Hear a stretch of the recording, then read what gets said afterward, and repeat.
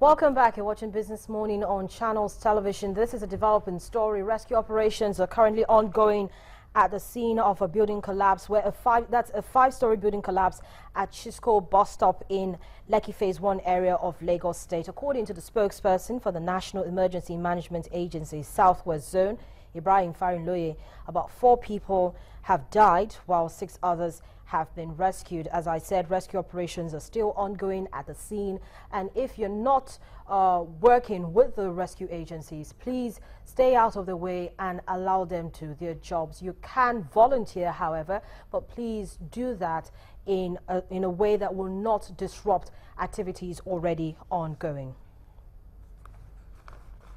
Now, South Africa's President Jacob Zuma has arrived the nation's capital on a 2-day state visit. He arrived yesterday, and during his stay, he's expected to address a joint session of Nigeria's National Assembly, as well as talk about a number of issues ranging from political and of course, economic aspects as well. The president arrived with 6 of his ministers and a huge business delegation. Talking about some of what would dominate conversation at this particular visit, with me is the director and legal advisor of Nigeria-South Africa Chamber of Commerce, Osayaba Giwa Osage. Good morning to you, and thank you for joining me on the program. Good morning. So in the last 15 years, we've noticed a significant growth in South Africa investment in Nigeria. What factors do you think are responsible for this? We have a lot of factors that have led to the increase in the volume of trade. Number one, it has been the need for the South African market to find a new area where they can invest in. The South Africans, as a matter of policy, using their Department of Trade, have decided to go to various other countries, to invest as a matter of state policy. And the Department of Trade actually gives financial assistance to companies in South Africa to come out of South Africa to go to other regions, to invest. So that has been a very, very important avenue. Oh. As a result of that, you've seen we currently have about 120 South African companies in Nigeria.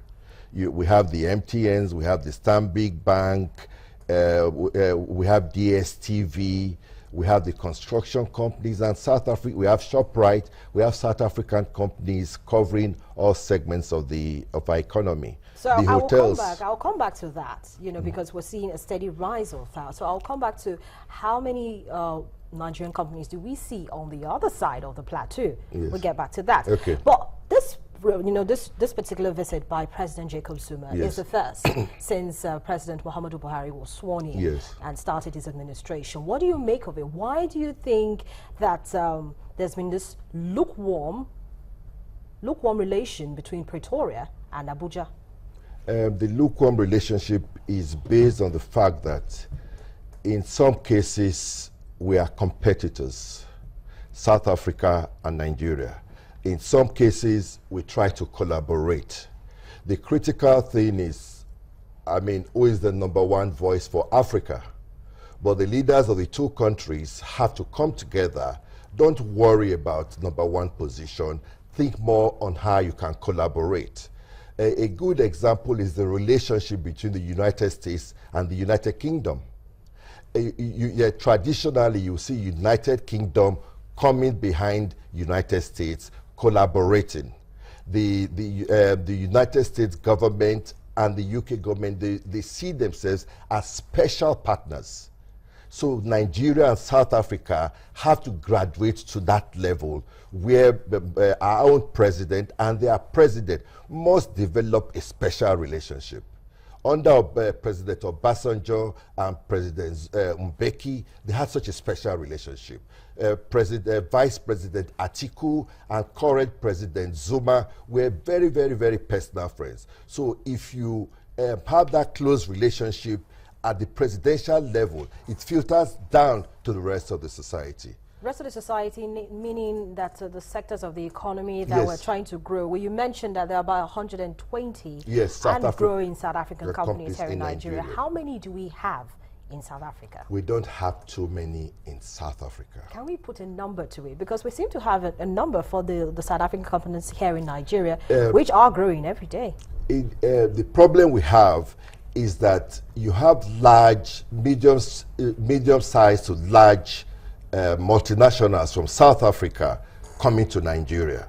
But a good number of the companies going to South Africa are not of the same scale, with the exception of companies like Dangote Cement.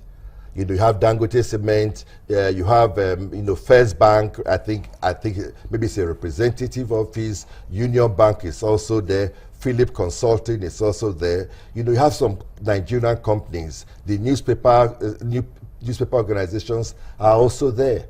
You see, but they are not of the same size, as those that are coming in from South Africa.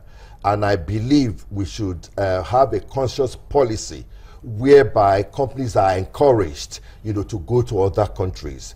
Go to other countries where we know we have, advantage of scales, where we know we have products we'll be able to sell. Things that would put us over and above, make us competitive. That issue of competition is very, very important. Mr. Giosagi, I still have an issue with that, especially since you're also the legal advisor, yes. Which means making conscious policies yes. also has to do with your department. So, yes. You're going to be part of the delegation that will be meeting President Jacob Zuma. What will you be telling him with regards to these policies? How can we have more policies that will encourage, even though we know we're competitors, but will encourage a better synergy yes. between both countries in terms of encouraging investments and businesses to come in from both ways? I think one of the problems we have with South Africa is that there are a good number of trade restrictions.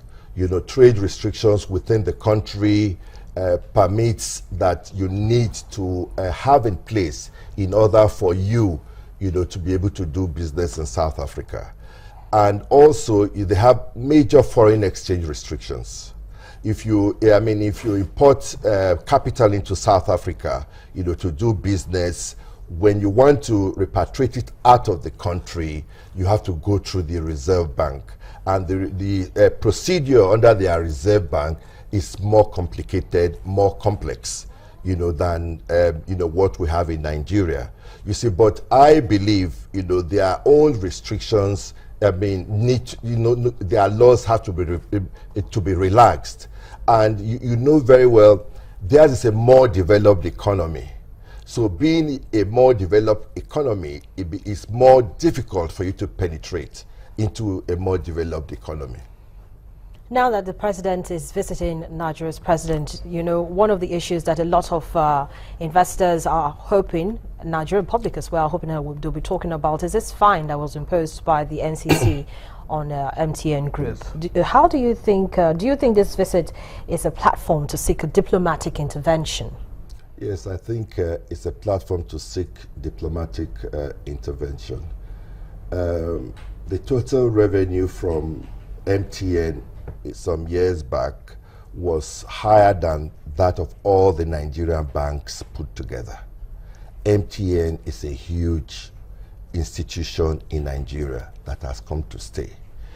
President Zuma will be talking to our president closed door, on ways by which this fine can be reduced. The NCC, they've done a very good job by letting everybody know that if you commit an offense in Nigeria, you have to pay for it, you have to answer.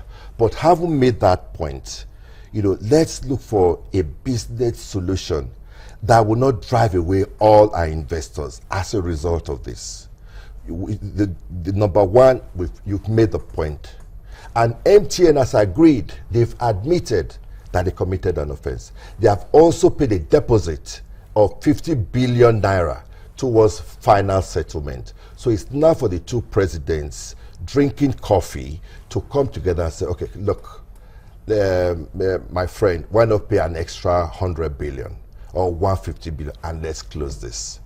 And the precedent has been set that corporate bodies, no matter how big they are, no matter how large they are, they must obey local laws. Anywhere you go in the world, you must obey local laws. An offense was committed, MTN has admitted, MTN has apologized, MTN has paid a deposit of 50 billion. It's time for the two presidents to close this so that we can move on. The matter has been on since October last year. Yeah, but then, a lot of people feel that this is not just, this is not a punitive measure just for MTN alone. Other companies were also surcharged, but maybe not as heavily as MTN, MTN Group. But it is to try to send a message that nobody can get away with whatever it is, misdemeanors or whatever, because you're not a company listed in the Nigerian Stock Exchange. And you already pointed that out. For most Nigerian companies that trade in South Africa, they insist that if you're going to even repatriate your funds, you must do it through the Reserve Bank of South Africa. But that's not the same thing that happens here in Nigeria. And so it's gotten to a stage where the level of impunity has gotten so high, and we're like, it's enough. Yes, we're competitors, but then you do not take us for a ride. Yes, I think the way I look at things, I'm a lawyer. The minute a client comes or the opposing party comes and says, I'm sorry, I've committed an offense, please forgive me. If I was thinking of being very, very aggressive, I now need to slow down. You understand? And all over the world, when you are dealing with big corporate organizations, like the case of the fines imposed on multinational banks all over the world, institutions, particularly in America, what tends to happen is that the regulatory body would meet with the CEOs of the companies and say, look, you've committed this fine. Because we are not going in for a full trial that may last 2 years, 3 years, cost a lot of money in terms of legal fees. It's almost like a plea bargain. We would reduce the fine for you, but make sure you don't do that again. So the most important issue now in terms of deterrence is that MTN has agreed that they committed an offense. They've paid 50 billion naira as a deposit. So that's enough. That's enough deterrence that next time MTN or other international organizations will not flout Nigerian laws. So going forward, what would be your recommendation to improve trade and investment relations between Nigeria and South Africa? I think the Nigerian companies should be more proactive, the more aggressive, and look at the trade opportunities in South Africa in a global manner. I think the chambers, along with the government, should be able to assist Nigerian companies that want to go into South Africa.